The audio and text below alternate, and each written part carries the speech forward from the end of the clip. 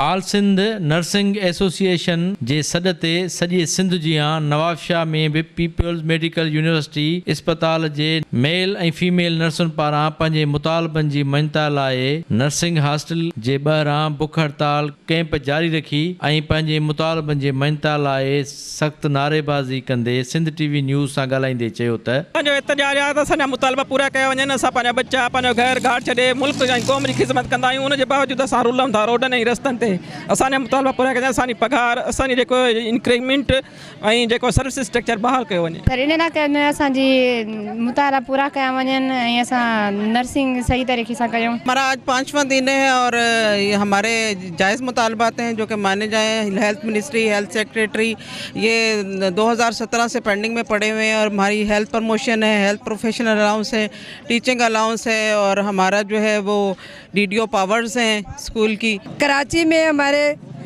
Nurses के ऊपर जो है वो तशद्दुद किया गया, उनको गिरफ्तार किया गया, जेल में लेकर गए, डंडे मारे उनको।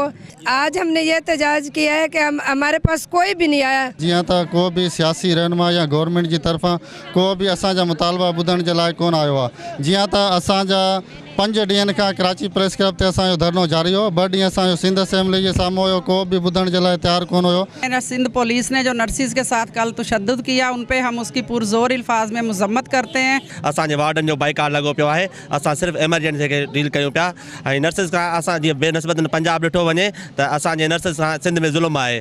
जीअं त उते जूं सैलरियूं हिते जी सैलरी में फ़र्क़ु आहे ऐं जीअं त सर असांजे कमीशन थ्रू पास करे 16 ग्रेड में अचूं था ऐं 16 ग्रेड में ई रिटायर थियूं था ऐं स्टूडेंट जे मसइला जीअं त स्टूडेंट पंजाब जूं असांजे स्टूडेंट खां स्टेपिन वधीक आहिनि। कैमरामैन रफ़ाकत आराई सां गॾु ज़ुल्फ़कार ख़ासकेली सिंध टीवी न्यूज़ नवाबशाह।